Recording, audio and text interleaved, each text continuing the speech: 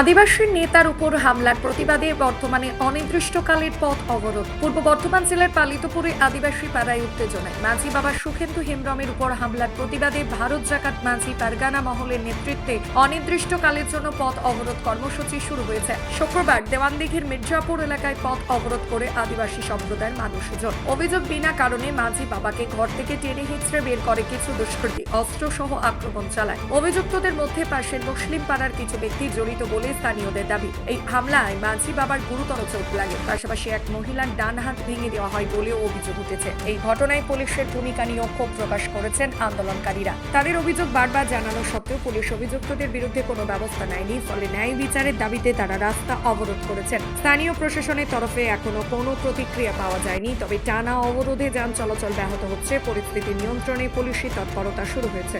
ঘটনাটা গত 22 তারিখ শনিবার, গত এই ইংরেজির 22 তারিখ, সেই দিন হঠাৎ করে এক দল দুষ্কৃতী চলে যায় পালিতপুর গ্রামে। সুখেন্দু নামে ওই ছেলেটাকে মারতে মারতে নিয়ে চলে আসে। ব্যাপারটা ছিল ওদের মা বাবাদের মধ্যে, ছেলে মা বা ওদের পরিবারের মধ্যে একটা ঝামেলা ছিল।